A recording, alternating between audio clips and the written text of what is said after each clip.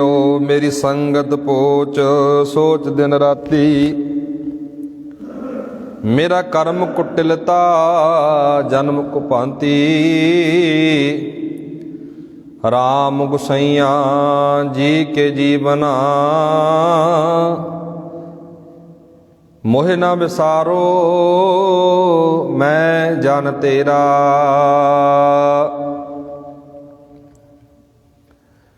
ਧੰਨ ਵਾਹਿਗੁਰੂ ਵਾਹਿਗੁਰੂ ਸਾਹਿਬ ਜੀਓ। ਪ੍ਰਭ ਕੀ ਉਸਤਤ ਕਰੋ ਸੰਤ ਮੀਤ।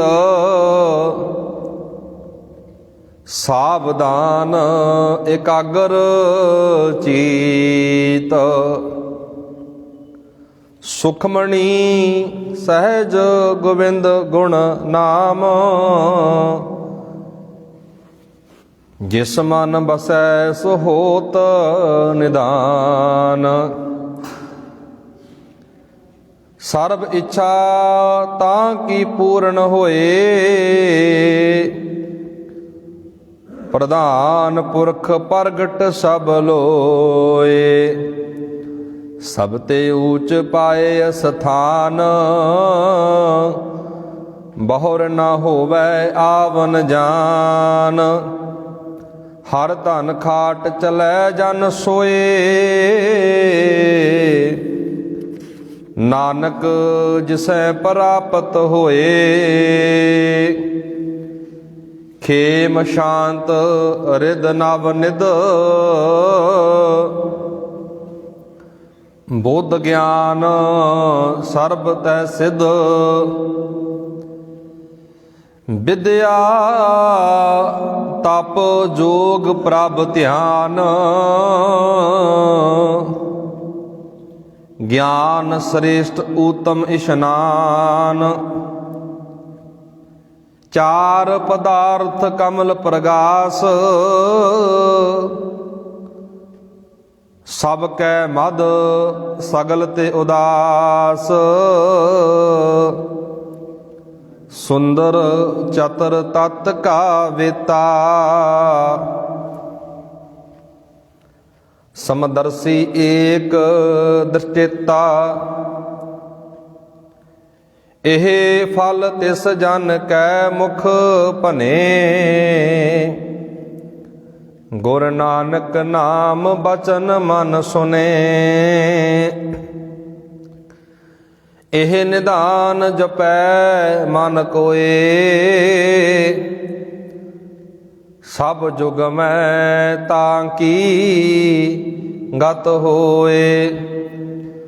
ਗੁਣ ਗੋਬਿੰਦ ਨਾਮ ਤੁਨ ਬਾਣੀ। ਸਿਮਰਤ ਸਾਸਤਰ ਵੇਦ ਬਖਾਣੀ। ਸਗਲ ਮਤਾਂਤ ਕੇਵਲ ਹਰਿ ਨਾਮ। ਗੋਬਿੰਦ ਭਗਤ ਕੈ ਮਨ ਬਿਸ਼ਰਾਮ। ਕੋਟ ਅਪਰਾਧ ਸਾਧ ਸੰਗ ਮਿਟੈ। ਸੰਤ ਕਿਰਪਾ ਤੇ ਜਮ ਤੇ ਛੁਟੈ।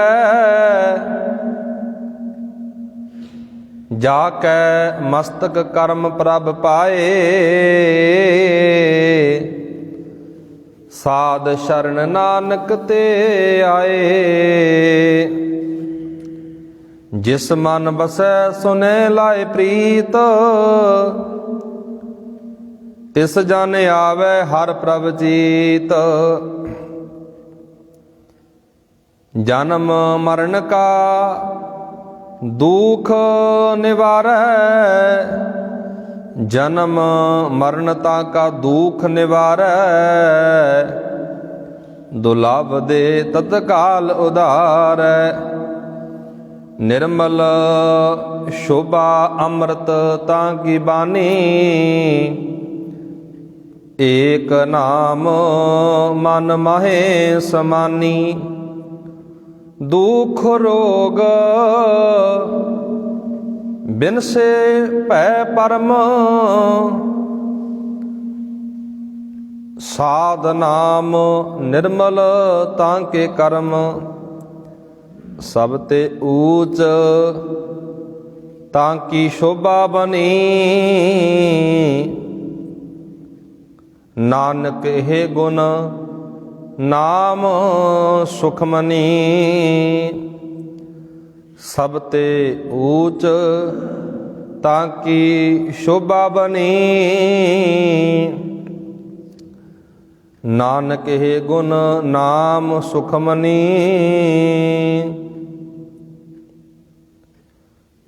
ਪਰਮ ਸਨਮਾਨਯੋਗ ਜੁਗੋ ਜੁਗ ਅਟਲ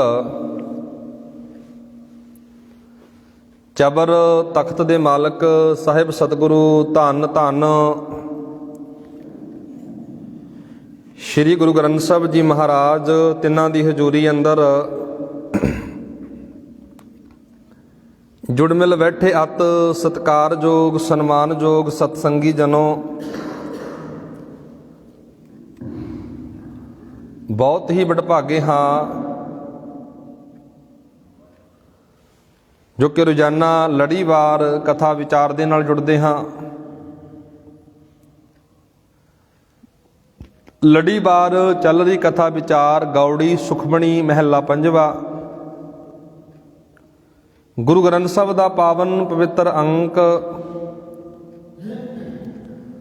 296 ਅੰਕ ਤੇ ਆਪਾਂ ਪਹੁੰਚ ਗਏ ਹਾਂ ਜੀ।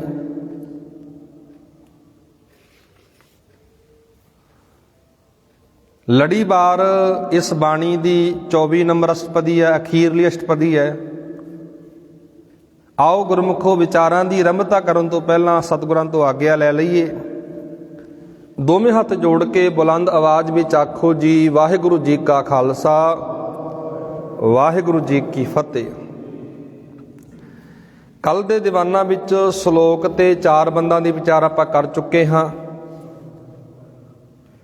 ਅੱਜ ਜਿਹੜੀ ਵਿਚਾਰ ਸ਼ੁਰੂ ਹੋਣ ਲੱਗੀ ਹੈ ਜੀ 5 ਨੰਬਰ 1 ਤੋਂ ਵਿਚਾਰ ਸ਼ੁਰੂ ਹੋਣ ਲੱਗੀ ਹੈ। ਗੁਰੂ ਸਾਹਿਬ ਜੀ ਨੇ ਇਹਨਾਂ ਪਾਵਨ ਪਵਿੱਤਰ ਬਚਨਾਂ ਦੇ ਰਾਹੀਂ ਉਸ ਮਾਲਕ ਨਾਲ ਕਿਵੇਂ ਜੁੜਨਾ, ਕਿਵੇਂ ਜ਼ਿੰਦਗੀ ਅੰਦਰ ਆਨੰਦ ਪੈਦਾ ਹੁੰਦਾ ਹੈ, ਕਿਵੇਂ ਵਿਕਾਰਾਂ ਤੋਂ ਨਰਕ ਤੋਂ ਬਚਿਆ ਜਾ ਸਕਦਾ ਹੈ, ਸਾਰੀ ਆਪਾਂ ਵਿਚਾਰ ਸਾਂਝੀ ਕਰ ਚੁੱਕੇ ਹਾਂ। ਕੌਣ ਧਨਵੰਤ ਬਣਦਾ ਹੈ, ਕੌਣ ਕੁਲ ਵਾਲਾ ਬਣਦਾ, ਪਤਵੰਤ ਬਣਦਾ ਹੈ, ਸਾਰੀ ਆਪਾਂ ਇਹ ਵਿਚਾਰ ਕਰ ਚੁੱਕੇ ਹਾਂ। ਸਤਿਗੁਰੂ ਮਹਾਰਾਜ ਅੱਗੇ 5 ਨੰਬਰ 1 ਅੰਦਰ ਕਹਿ ਰਹੇ ਨੇ, ਪ੍ਰਭ ਕੀ ਉਸਤਤ ਕਰੋ ਸੰਤ ਮੀਤ, ਸਾਵਧਾਨ ਇਕਾਗਰ ਚੀਤ। ਉਸਤਤ ਦਾ ਅਰਥ ਹੁੰਦਾ ਜੀ ਵਡਿਆਈ ਕਰਨੀ, ਰੱਬ ਦੇ ਗੁਣ ਗਾਉਣੇ। ਗੁਰੂ ਅਰਜਨ ਸਾਹਿਬ ਨੇ ਬੜੀ ਪਿਆਰੀ ਤੇ ਬੜੀ ਨਿਵੇਕਲੀ ਸੋਹਣੀ ਗੱਲ ਕਹੀ ਹੈ, ਉਸਤਤ ਕਰੋ, ਨਾਮ ਜਪੋ, ਨਾਮ ਧਿਆਓ। ਪਰ ਮਹਾਰਾਜ ਕਹਿੰਦੇ ਚਿੱਤ ਦਾ ਹਾਜ਼ਰ ਹੋਣਾ ਬਹੁਤ ਜ਼ਰੂਰੀ ਹੈ। ਕਿਸੇ ਵੀ ਫੀਲਡ ਦੀ ਗੱਲ ਕਰ ਲਓ, ਕਿਸੇ ਮਹਿਕਮੇ ਦੀ ਗੱਲ ਕਰ ਲਓ, ਜਦੋਂ ਕੋਈ ਵੀ ਕੰਮ ਆਪਾਂ ਕਿਸੇ ਵੀ ਥਾਂ ਤੇ ਖੜ ਕੇ ਕੋਈ ਕੰਮ ਜਦੋਂ ਧਿਆਨ ਨਾਲ ਨਹੀਂ ਕਰਦੇ ਨਾ, ਕੰਮ ਬਣਦਾ ਨਹੀਂ। ਕਿਉਂਕਿ ਕੰਮ ਕਿਉਂ ਨਹੀਂ ਛੇਤੀ ਹੋਇਆ, ਕਿਉਂ ਨਹੀਂ ਬਣਿਆ?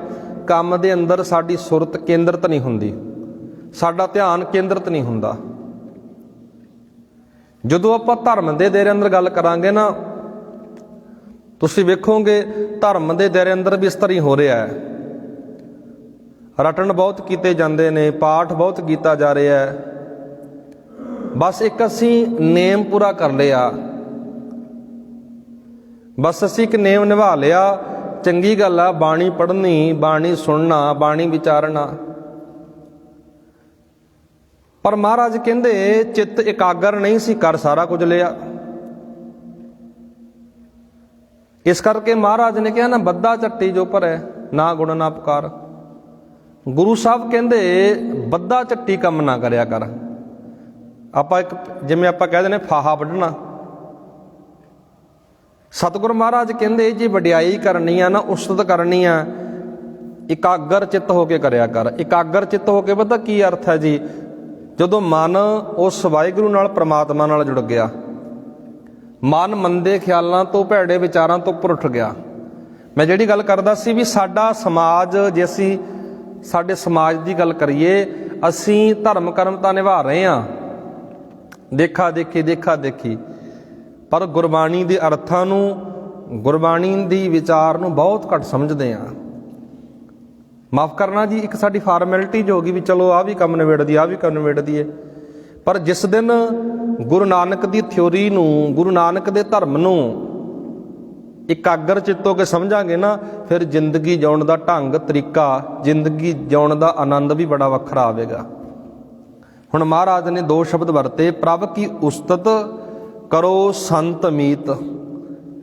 ਸੰਤ ਤੇ ਮੀਤ। ਗੁਰੂ ਅਰਜਨ ਸਾਹਿਬ ਮਹਾਰਾਜ ਕਹਿ ਰਹੇ ਨੇ, ਹੇ ਭਾਈ, ਪਾਤਸ਼ਾਹ ਜੀ ਕਹਿ ਰਹੇ ਨੇ, ਹੇ ਮਿੱਤਰ। ਸੰਤ ਨੂੰ ਮਹਾਰਾਜ ਨੇ ਮਿੱਤਰ ਕਿਹਾ। ਹੇ ਸੰਤ ਮਿੱਤਰ, ਧਿਆਨ ਨਾਲ ਚਿੱਤ ਲਾ ਕੇ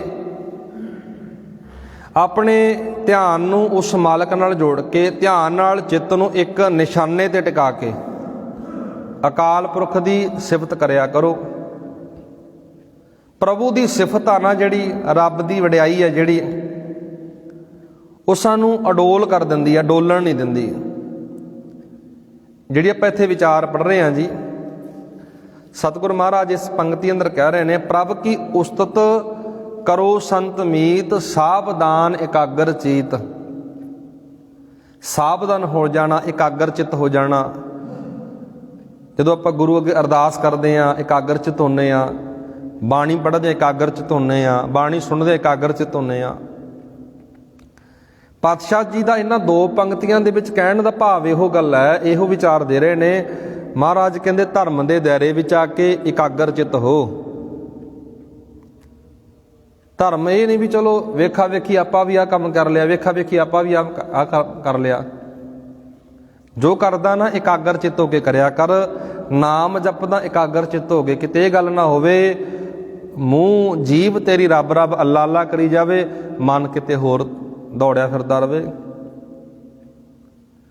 ਹੱਥ ਵਿੱਚ ਗੁਰਬਾਣੀ ਦੀ ਪੋਥੀ ਹੈ, ਗੁਰਬਾਣੀ ਦਾ ਗੁਟਕਾ ਹੈ, ਰਸਨਾ ਜਿਹੜੀ ਜਵਾਨ ਆ, ਜਿਹੜੀ ਬਾਣੀ ਪੜ੍ਹੀ ਜਾਂਦੀ ਹੈ, ਮਨ ਕਿਤੇ ਹੋਰ ਦੌੜਿਆ ਫਿਰਦਾ। ਬਹੁਤ ਕਰਮ ਸਾਡੇ ਧਰਮ ਅੰਦਰ ਇਸ ਤਰ੍ਹਾਂ ਨਹੀਂ ਵਾਪਰ ਰਹੇ ਨੇ। ਮਨ ਕਿਤੇ ਹੋਰ ਹੈ। ਅਸੀਂ ਕਰਮ ਤਾਂ ਕਰ ਰਹੇ ਹਾਂ, ਨੇਮ ਤਾਂ ਨਿਭਾ ਰਹੇ ਹਾਂ, ਪਰ ਚਿੱਤ ਨਹੀਂ ਲੱਗ ਰਿਹਾ। ਕਈ ਵਾਰ ਅਕਸਰ ਇਹ ਸਮਾਜ ਅੰਦਰ ਗੱਲਾਂ ਆਪਾਂ ਵੇਖਦੇ ਹਾਂ, ਸੁਣਦੇ ਹਾਂ। ਅਸੀਂ ਸੇਵਾ ਵੀ ਕਰਦੇ ਹਾਂ, ਬਾਣੀ ਵੀ ਪੜ੍ਹਦੇ ਹਾਂ, ਬਾਣੀ ਸੁਣਦੇ ਵੀ ਹਾਂ, ਪਰ ਸਾਡਾ ਚਿੱਤ ਨਹੀਂ ਜੁੜਦਾ। ਚਿੱਤ ਕਿਉਂ ਨਹੀਂ ਜੁੜਦਾ? ਕਿਉਂਕਿ ਜਿਹੜਾ ਪੜ੍ਹ ਰਹੇ ਹਾਂ ਨਾ, ਉਹਦੇ ਬਾਰੇ, ਅਰਥਾਂ ਬਾਰੇ ਨਹੀਂ ਸਮਝ ਆ ਰਹੀ ਵੀ ਮਹਾਰਾਜ ਜਪਜੀ ਸਾਹਿਬ ਦੀ ਬਾਣੀ ਅੰਦਰ ਕਹਿ ਕੀ ਰਹੇ ਨੇ। ਜਿਸ ਦਿਨ ਸਾਨੂੰ ਅਰਥਾਂ ਬਾਰੇ ਪਤਾ ਲੱਗ ਗਿਆ, ਸਮਝ ਆ ਗਈ, ਫਿਰ ਸਾਡਾ ਜਿਹੜਾ ਮਨ ਆ ਨਾ, ਗੁਰਬਾਣੀ ਵਿੱਚ ਖੁੱਭ ਜਾਵੇਗਾ, ਹੋਰ ਚਿੱਤ ਕਰੇਗਾ, ਮਨ ਕਰੇਗਾ, ਪੜ੍ਹੀ ਜਾਈਏ, ਫਿਰ ਚਿੱਤ ਇਕਾਗਰ ਹੋ ਜਾਵੇਗਾ। ਮਹਾਰਾਜ ਕਹਿੰਦੇ ਸੁਖਮਣੀ ਸਹਿਜ ਗੋਬਿੰਦ ਗੁਣ ਨਾਮ, ਜਿਸ ਮਨ ਬਸੈ ਸੋ ਹੋਤ ਨਿਧਾਨ। ਇਸ ਬਾਣੀ ਦਾ ਨਾਮ ਵੀ ਸੁਖਮਣੀ ਹੈ ਜੀ। ਗੁਰੂ ਗ੍ਰੰਥ ਸਾਹਿਬ ਦੇ 262 ਅੰਕ ਤੋਂ ਇਹ ਬਾਣੀ ਸ਼ੁਰੂ ਹੁੰਦੀ ਹੈ ਜੀ। ਸੁਖਮਣੀ ਸਾਹਿਬ ਦੀ ਬਾਣੀ 262 ਅੰਕ ਤੋਂ ਸ਼ੁਰੂ ਹੁੰਦੀ ਹੈ ਅਤੇ 296 ਅੰਕ ਤੇ ਇਹਦੀ ਸਮਾਪਤੀ ਹੁੰਦੀ ਹੈ। ਸੁਖਮਣੀ, ਸੁੱਖਾਂ ਦੀ ਮਣੀ, ਸੁੱਖ ਦੇਣ ਵਾਲੀ। ਅਰਥ ਤਾਂ ਉਹ ਬਣ ਗਿਆ ਨਾ ਸੁਖਮਣੀ ਸਾਹਿਬ ਦੀ ਬਾਣੀ ਦਾ।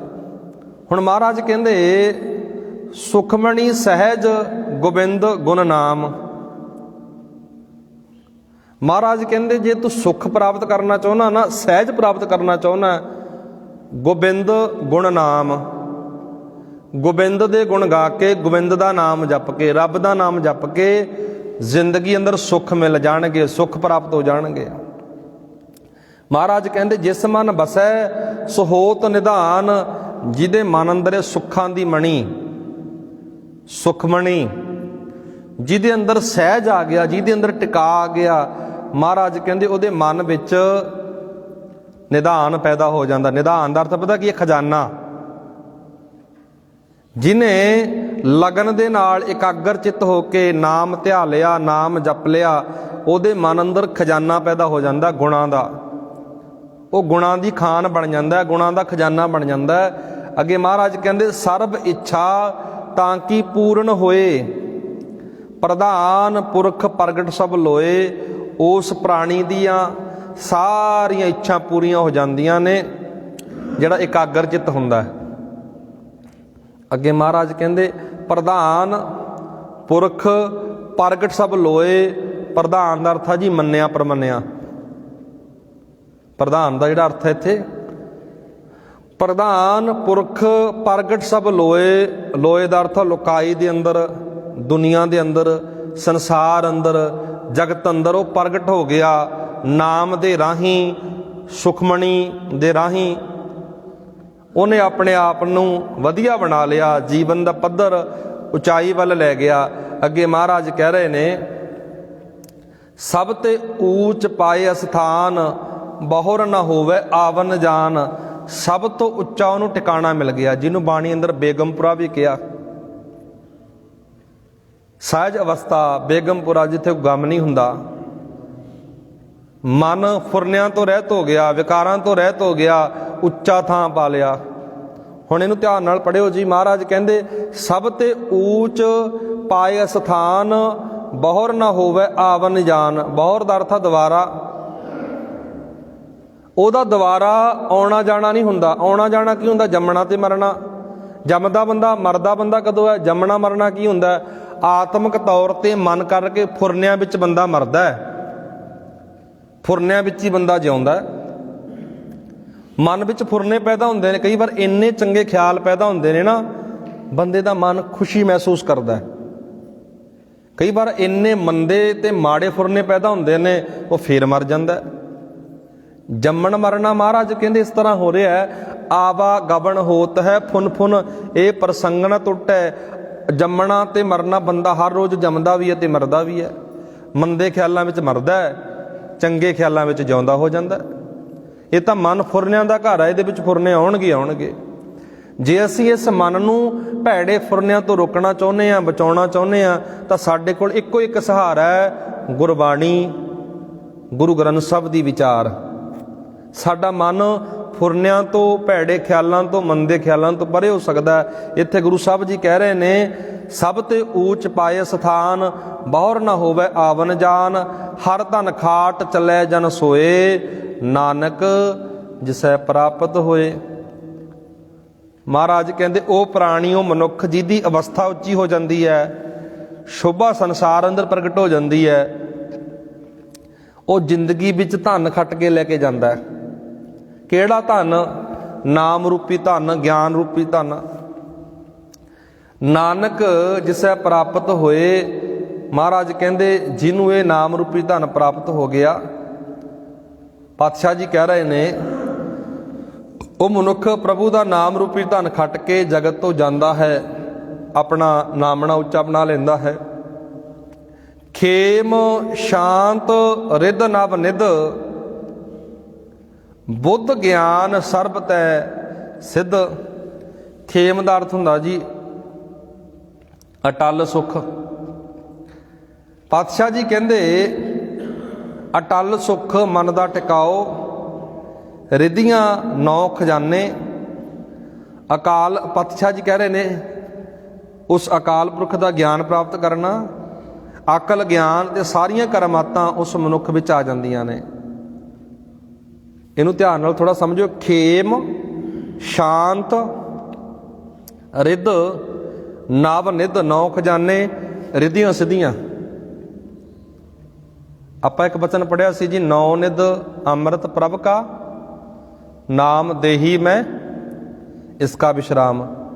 ਸਾਰੀਆਂ ਰਿੱਧੀਆਂ ਸਿੱਧੀਆਂ ਨਾਮ ਦੇ ਵਿੱਚ ਨੇ। ਇਹ ਨਹੀਂ ਵੀ ਜਿਹੜਾ ਨਾਮ ਜਪਦਾ ਉਹ ਕਰਾਮਾਤ ਕਰ ਦੇਵੇਗਾ, ਉਹ ਕਿਸੇ ਨੂੰ ਹੱਥ ਲਾ ਕੇ ਮਾਰ ਦੂਗਾ, ਇਸ ਤਰ੍ਹਾਂ ਦੀ ਗੱਲ ਨਹੀਂ ਹੈ। ਜੋਗੀ ਲੋਕ ਰਿੱਧੀਆਂ ਸਿੱਧੀਆਂ ਪ੍ਰਾਪਤ ਕਰਨ ਵਾਸਤੇ ਬੜਾ ਕੁਝ ਕਰਦੇ ਸੀ। ਗੁਰੂ ਨੇ ਕਿਹਾ ਸਭ ਕੁਝ ਨਾਮ ਵਿੱਚ ਹੈ, ਜੋ ਕੁਝ ਪ੍ਰਾਪਤ ਕਰਨਾ ਨਾਮ ਵਿੱਚੋਂ ਪ੍ਰਾਪਤ ਹੋਵੇਗਾ। ਅੱਗੇ ਮਹਾਰਾਜ ਕਹਿੰਦੇ ਬੁੱਧ ਗਿਆਨ ਸਰਬ ਤੇ ਸਿੱਧ। ਬੁੱਧੀ ਗਿਆਨ ਸਭ ਕੁਝ ਨਾਮ ਦੇ ਵਿੱਚੋਂ ਮਿਲਦਾ। ਵਿਦਿਆ ਤਪ ਜੋਗ ਪ੍ਰਭ ਧਿਆਨ, ਗਿਆਨ ਸ੍ਰੇਸ਼ਟ ਉੱਤਮ ਇਸ਼ਨਾਨ। ਪਾਤਸ਼ਾਹ ਜੀ ਕਹਿ ਰਹੇ ਨੇ ਵਿਦਿਆ ਤਪ ਜੋਗ, ਅਕਾਲ ਪੁਰਖ ਦਾ ਧਿਆਨ, ਸ੍ਰੇਸ਼ਟ ਗਿਆਨ, ਚੰਗੇ ਤੋਂ ਚੰਗਾ ਭਾਵ ਤੀਰਥ ਦਾ ਇਸ਼ਨਾਨ। ਪਾਤਸ਼ਾਹ ਜੀ ਕਹਿੰਦੇ ਇਹ ਕਿੱਥੋਂ ਮਿਲਦਾ ਹੈ? ਇਹ ਸਾਰਾ ਕੁਝ ਉਸ ਮਨੁੱਖ ਨੂੰ ਪ੍ਰਾਪਤ ਹੁੰਦਾ ਹੈ, ਸਾਰਾ ਕੁਝ ਉਸ ਮਨੁੱਖ ਦੇ ਜੀਵਨ ਵਿੱਚ ਆਉਂਦਾ ਹੈ ਜਿਹਦੀ ਆਤਮਿਕ ਅਵਸਥਾ ਉੱਚੀ ਬਣ ਜਾਂਦੀ ਹੈ, ਜਿਹੜਾ ਇਕਾਗਰ ਚਿੱਤ ਹੋ ਜਾਂਦਾ ਹੈ। ਲੜੀ ਨਾਲ ਜੁੜੇ ਰਹੀਏ। ਅੱਗੇ ਮਹਾਰਾਜ ਕਹਿ ਰਹੇ ਨੇ ਗਿਆਨ ਸ੍ਰੇਸ਼ਟ ਉੱਤਮ ਇਸ਼ਨਾਨ। ਅੱਗੇ ਕਹਿ ਰਹੇ ਨੇ ਚਾਰ ਪਦਾਰਥ ਕਮਲ ਪ੍ਰਗਾਸ। ਪਾਤਸ਼ਾਹ ਜੀ ਕਹਿ ਰਹੇ ਨੇ ਧਰਮ ਅਰਥ ਕਾਮ ਮੋਖ, ਇਹ ਚਾਰ ਪਦਾਰਥ ਨੇ ਜੀ। ਉਹਦੇ ਹਿਰਦੇ ਵਿੱਚ ਇਹ ਖਿੜ ਜਾਂਦੇ ਨੇ, ਸਾਰਾ ਕੁਝ ਉਹਦੇ ਜੀਵਨ ਵਿੱਚ ਆ ਜਾਂਦਾ ਹੈ। ਉਹ ਸੰਸਾਰ ਵਿੱਚ ਰਹਿੰਦਾ ਮਨੁੱਖ, ਦੁਨੀਆ ਵਿੱਚ ਰਹਿੰਦਾ ਮਨੁੱਖ ਵਿਕਾਰਾਂ ਤੋਂ, ਮਾੜੇ ਕੰਮਾਂ ਤੋਂ ਉਪਰਾਮ ਹੋ ਜਾਂਦਾ ਹੈ। ਅੱਗੇ ਮਹਾਰਾਜ ਕਹਿ ਰਹੇ ਨੇ ਸਭ ਕੈ ਮਦ ਸਗਲ ਤੇ ਉਦਾਸ, ਸੁੰਦਰ ਚਤਰ ਤਤ ਕਾ ਵੇਤਾ, ਸੋ ਸਮਦਰਸੀ ਏਕ ਦ੍ਰਿਸ਼ਟੇਤਾ। ਆਪਾਂ ਵਚਨ ਪੜ੍ਹ ਰਹੇ ਸੀ ਜੀ। ਚਾਰ ਪਦਾਰਥ ਕਮਲ ਪ੍ਰਗਾਸ, ਸਭ ਕੈ ਮਦ ਸਭ ਤੇ ਉਦਾਸ। ਉਹਨੂੰ ਉਹ ਚਾਰ ਪਦਾਰਥ ਪ੍ਰਾਪਤ ਹੋ ਜਾਂਦੇ ਨੇ। ਸਭ ਕੈ ਮਦ ਸਗਲ ਤੇ ਉਦਾਸ, ਉਹ ਦੁਨੀਆ ਅੰਦਰ, ਸੰਸਾਰ ਅੰਦਰ ਰਹਿੰਦਾ ਹੋਇਆ ਵਿਕਾਰਾਂ ਤੋਂ ਉਪਰਾਮ ਹੋ ਜਾਂਦਾ ਹੈ। ਸੁੰਦਰ ਚਤਰ ਤਤ ਕਾ ਵੇਤਾ, ਸਮਦਰਸੀ ਏਕ ਦ੍ਰਿਸ਼ਟੇਤਾ। ਸੁੰਦਰ ਚਤਰ ਤਤ ਕਾ ਵੇਤਾ, ਤਤਵੇਤਾ ਦਾ ਅਰਥ ਹੁੰਦਾ ਜੀ ਗਿਆਨਵਾਨ, ਸੋਹਣਾ ਸਿਆਣਾ, ਸੰਸਾਰ ਅੰਦਰ ਆਪਣੇ ਜੀਵਨ ਨੂੰ ਵਧੀਆ ਬਣਾ ਲੈਂਦਾ ਹੈ ਅਤੇ ਉਹ ਗਿਆਨਵਾਨ ਬਣ ਕੇ, ਸੋਝੀ ਵਾਲਾ ਬਣ ਕੇ ਆਪਣੇ ਜੀਵਨ ਨੂੰ ਚੰਗਾ ਬਣਾ ਲੈਂਦਾ ਹੈ। ਸੋ ਪਾਤਸ਼ਾਹ ਜੀ ਕਹਿ ਰਹੇ ਨੇ ਸਮਦਰਸੀ ਏਕ ਦ੍ਰਿਸ਼ਟੇਤਾ। ਸਭ ਲਈ ਉਹਦੀ ਅਕਾਲ ਪੁਰਖ ਦੀ ਵੀ ਨਿਗਾਹ ਬਰਾਬਰ ਹੈ ਅਤੇ ਉਸ ਅਕਾਲ ਪੁਰਖ ਨੂੰ ਮੰਨਣ ਵਾਲੇ ਦੀ ਵੀ ਨਿਗਾਹ ਬਰਾਬਰ ਹੋ ਜਾਂਦੀ। ਇਹ ਫਲ ਤਿਸ ਜਨ ਕੈ ਮੁਖ ਭਨੇ, ਗੁਰ ਨਾਨਕ ਨਾਮ ਬਚਨ ਮਨ ਸੁਨੇ। ਪਾਤਸ਼ਾਹ ਜੀ ਕਹਿ ਰਹੇ ਨੇ ਇਹ ਸਾਰੇ ਫਲ ਉਸ ਮਨੁੱਖ ਦੇ ਅੰਦਰ ਆ ਕੇ ਵੱਸਦੇ ਨੇ, ਉਹਨੂੰ ਮਨੁੱਖ ਨੂੰ ਮਿਲਦੇ ਨੇ ਜੋ ਗੁਰੂ ਦੇ ਬਚਨਾਂ ਨੂੰ ਮੂੰਹ ਤੋਂ ਉਚਾਰਦਾ ਹੈ ਅਤੇ ਮਨ ਲਾ ਕੇ ਇਕਾਗਰ ਚਿੱਤ ਹੋ ਕੇ ਸੁਣਦਾ ਹੈ। ਸਭ ਕੁਝ ਉਸ ਮਨੁੱਖ ਨੂੰ ਪ੍ਰਾਪਤ ਹੁੰਦਾ ਹੈ। ਅੱਗੇ ਮਹਾਰਾਜ ਕਹਿ ਰਹੇ ਨੇ ਇਹ ਨਿਧਾਨ ਜਪੈ ਮਨ ਕੋਏ, ਸਭ ਜੁਗ ਮੈਂ ਤਾਂ ਕੀ ਗਤ ਹੋਏ। ਜਿਹੜਾ ਵੀ ਮਨੁੱਖ ਇਸ ਨਾਮ ਨੂੰ, ਇਸ ਗੁਣਾਂ ਦੇ ਖਜ਼ਾਨੇ ਨੂੰ ਜਪਦਾ ਹੈ, ਉਹਦੀ ਆਤਮਿਕ ਅਵਸਥਾ ਉੱਚੀ ਹੋ ਜਾਂਦੀ ਹੈ। ਸਭ ਜੁਗ ਮੈਂ ਤਾਂ ਕੀ ਗਤ ਹੋਏ, ਗੁਣ ਗੋਬਿੰਦ ਨਾਮ ਧੁਨ ਬਾਣੀ, ਸਿਮਰਤ ਸ਼ਾਸਤਰ ਵੇਦ ਬਖਾਣੀ। ਪਾਤਸ਼ਾਹ ਜੀ ਕਹਿ ਰਹੇ ਨੇ ਸਾਰੇ ਮਤਾਂ ਦਾ ਨਿਚੋੜ ਪ੍ਰਭੂ ਦਾ ਨਾਮ ਹੀ ਹੈ। ਉਸ ਮਨੁੱਖ ਦੇ ਸਧਾਰਨ ਬਚਨ ਵੀ ਗੋਬਿੰਦ ਦੇ ਗੁਣ ਤੇ ਨਾਮ ਦੀ ਰੌ ਹੁੰਦੇ ਨੇ। ਉਸ ਮਨੁੱਖ ਦੇ ਸਧਾਰਨ ਬਚਨ ਵੀ ਭਾਵ ਪਾਤਸ਼ਾਹ ਜੀ ਕਹਿ ਰਹੇ ਨੇ ਸਿਮਰਤੀਆਂ ਸ਼ਾਸਤਰਾਂ ਤੇ ਵੇਦਾਂ ਨੇ ਵੀ ਇਹ ਗੱਲ ਆਖੀ ਹੈ। ਹੋਰ ਵੱਡੇ ਗ੍ਰੰਥ ਵੀ ਇਹ ਗੱਲ ਆਖਦੇ ਨੇ ਜੋ ਮਨੁੱਖ ਨਾਮ ਅੰਦਰ ਸੁਰਤ ਜੋੜ ਲੈਂਦਾ ਹੈ, ਨਾਮ ਅੰਦਰ ਆਪਣਾ ਧਿਆਨ ਜੋੜ ਲੈਂਦਾ ਹੈ, ਸਤਿਗੁਰ ਮਹਾਰਾਜ ਉਹਦੇ ਬਾਰੇ ਕਹਿ ਰਹੇ ਨੇ ਗੁਣ ਗੋਬਿੰਦ ਨਾਮ ਧੁਨ ਬਾਣੀ, ਸਿਮਰਤ ਸ਼ਾਸਤਰ ਵੇਦ ਵਖਾਣੀ, ਸਗਲ ਮਤਾਂਤ ਕੇਵਲ ਹਰ ਨਾਮ, ਗੋਬਿੰਦ ਭਗਤ ਕੈ ਮਨ ਵਿਸ਼ਰਾਮ। ਪਾਤਸ਼ਾਹ ਜੀ ਕਹਿ ਰਹੇ ਨੇ ਅੰਤ ਸਿੱਟਾ ਜਿਹੜਾ ਮਹਾਰਾਜ ਕਹਿ ਰਹੇ ਨੇ ਸਭ ਦਾ ਨਿਚੋੜ ਇੱਕ ਨਾਮ ਹੀ ਹੈ। ਕੇਵਲ ਹਰ ਨਾਮ, ਭਗਤ ਗੋਬਿੰਦ ਕੈ ਮਨ ਵਿਸ਼ਰਾਮ। ਉਸ ਮਾਲਕ ਦੇ ਭਗਤ ਅੰਦਰ ਇਹ ਨਾਮ ਦਾ ਟਿਕਾਣਾ ਬਣ ਜਾਂਦਾ। ਕੋਟ ਅਪਰਾਧ ਸਾਧ ਸੰਗ ਮਿਟੈ, ਸੰਤ ਕਿਰਪਾ ਤੇ ਜਮ ਤੇ ਛੁਟੈ। ਕਰੋੜਾਂ ਅਪਰਾਧ ਸੰਗਤ ਵਿੱਚ ਆ ਕੇ ਮਿਟ ਜਾਂਦੇ ਨੇ। ਉਸ ਗੁਰੂ ਦੀ ਕਿਰਪਾ ਨਾਲ ਮਨੁੱਖ ਜਮਾਂ ਤੋਂ, ਵਿਕਾਰਾਂ ਤੋਂ ਬਚ ਜਾਂਦਾ ਹੈ। ਜਾ ਕੇ ਮਸਤਕ ਕਰਮ ਪ੍ਰਪਾਏ, ਸਾਧ ਸ਼ਰਨ ਨਾਨਕ ਤੇ ਆਏ। ਪਾਤਸ਼ਾਹ ਜੀ ਕਹਿ ਰਹੇ ਨੇ ਹੇ ਨਾਨਕ, ਜਿਸ ਮੱਥੇ ਉੱਤੇ ਪ੍ਰਭੂ ਨੇ ਨਾਮ ਦੀ ਬਖਸ਼ਿਸ਼ ਦਾ ਲੇਖ ਲਿਖ ਦਿੱਤਾ, ਪਾਤਸ਼ਾਹ ਜੀ ਕਹਿੰਦੇ ਉਹ ਮਨੁੱਖ ਸ਼ਰਨ ਵਿੱਚ ਆਉਂਦਾ ਹੈ, ਉਹ ਮਨੁੱਖ ਦੇ ਭਾਗ ਜਾਗ ਪੈਂਦੇ ਨੇ। ਅਖੀਰਲਾ ਜਿਹੜਾ ਬੰਦਾ ਜੀ ਇਸ ਬਾਣੀ ਦਾ ਅਖੀਰਲਾ ਬੰਦ, ਸਤਿਗੁਰ ਮਹਾਰਾਜ ਕਹਿ ਰਹੇ ਨੇ ਅਖੀਰਲੇ ਬੰਦ ਅੰਦਰ ਪਾਤਸ਼ਾਹ ਜੀ ਸਮਝਾ ਰਹੇ ਨੇ ਜਿਸ ਮਨ ਬਸੈ ਸੁਨੈ ਲਾਇ ਪ੍ਰੀਤ, ਤਿਸ ਜਨ ਆਵੈ ਹਰ ਪ੍ਰਭ ਚੀਤ। ਜਿਹਦੇ ਮਨ ਵਿੱਚ ਰੱਬ ਵਸ ਗਿਆ, ਜਿਹਨੂੰ ਅੰਦਰੋਂ ਪ੍ਰਮਾਤਮਾ ਦੀ ਪਛਾਣ ਆ ਗਈ, ਉਹਦੀ ਪ੍ਰੀਤ, ਉਹਦਾ ਪਿਆਰ ਬਣ ਜਾਂਦਾ। ਪ੍ਰੀਤ ਲਾ ਕੇ ਉਹ ਸੁਣਦਾ ਹੈ ਉਸ ਰੱਬ ਦੇ ਵਚਨ। ਤਿਸ ਜਨ ਆਵੈ ਹਰ ਪ੍ਰਭ ਚੀਤ, ਜਨਮ ਮਰਨ ਕਾ ਦੁਖ ਨਿਵਾਰੈ, ਦੁਲਭ ਦੇ ਤਤਕਾਲ ਉਧਾਰੈ। ਉਹਦੇ ਜਨਮਾਂ ਜਨਮੰਤਰਾਂ ਦੇ ਦੁੱਖ ਖਤਮ ਹੋ ਜਾਂਦੇ ਨੇ, ਉਹਦਾ ਸਰੀਰ ਆ ਜਿਹੜਾ ਦੁਰਲਭ ਦੇ ਤਤਕਾਲ ਉਧਾਰ ਹੈ। ਸੰਸਾਰ ਤੋਂ ਇਹ ਦੁਰਲਭ ਦੇਹੀ ਤਰ ਜਾਂਦੀ ਹੈ, ਨਿਰਮਲ ਸ਼ੋਭਾ ਅੰਮ੍ਰਿਤਾਂ ਕੀ ਬਾਣੀ। ਪਾਤਸ਼ਾਹ ਜੀ ਕਹਿ ਰਹੇ ਨੇ ਏਕ ਨਾਮ ਮਨ ਮਾਹੇ ਸਮਾਣੀ। ਪਾਤਸ਼ਾਹ ਜੀ ਕਹਿ ਰਹੇ ਨੇ ਉਸ ਦੀ ਜਿਹੜੀ ਜੀਵਨ ਦੀ ਜਾਚ ਆ ਬੇਦਾਗ ਬਣ ਜਾਂਦੀ ਹੈ, ਉਸ ਦੀ ਬੇਦਾਗ ਸ਼ੋਭਾ, ਉਸ ਦੀ ਬਾਣੀ ਨਾਮ ਅੰਮ੍ਰਿਤ ਨਾਲ ਭਰਪੂਰ ਹੁੰਦੀ ਹੈ, ਕਿਉਂਕਿ ਉਸ ਦੇ ਮਨ ਵਿੱਚ ਪ੍ਰਭੂ ਦਾ ਨਾਮ ਵਸਿਆ ਰਹਿੰਦਾ ਹੈ, ਉਸ ਗੁਰਮੁਖ ਪਿਆਰੇ ਦੇ ਮਨ ਅੰਦਰ। ਦੁਖ ਰੋਗ ਬਿਨਸੈ ਪੈ ਭਰਮ, ਸਾਧ ਨਾਮ ਨਿਰਮਲ ਤਾਂ ਕੇ ਕਰਮ। ਅੰਦਰ ਦਾ ਦੁੱਖ ਰੋਗ ਖਤਮ ਹੋ ਜਾਂਦਾ।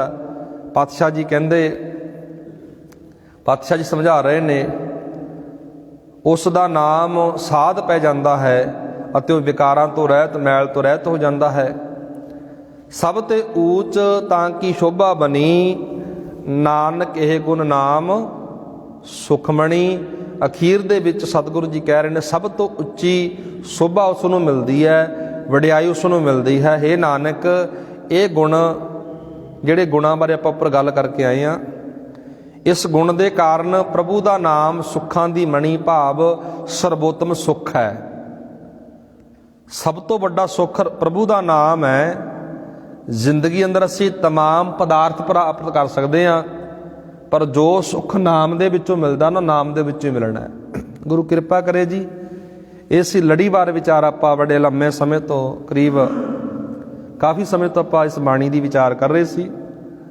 ਅੱਖਰੀ ਅਰਥ ਥੋੜਾ ਭਾਵ ਅਰਥਾਂ ਦੀ ਵਿਚਾਰ ਕੀਤੀ ਹੈ। ਇਸ ਬਾਣੀ ਦੀ ਇੱਥੇ ਸਮਾਪਤੀ ਹੁੰਦੀ ਹੈ। ਕੱਲ੍ਹ ਦੇ ਦੀਵਾਨਾਂ ਵਿੱਚ ਆਪਾਂ ਥਿੱਤੀ ਗੌੜੀ ਮਹੱਲਾ 5ਵਾਂ ਸ਼ਲੋਕ ਇਸ ਬਾਣੀ ਦੀ ਵਿਚਾਰ ਅੱਗੇ ਸ਼ੁਰੂ ਕਰਾਂਗੇ। ਗੁਰੂ ਕਿਰਪਾ ਕਰੇ ਜੀ। ਆਓ ਗੁਰਮੁਖੋ, ਲੜੀਵਾਰ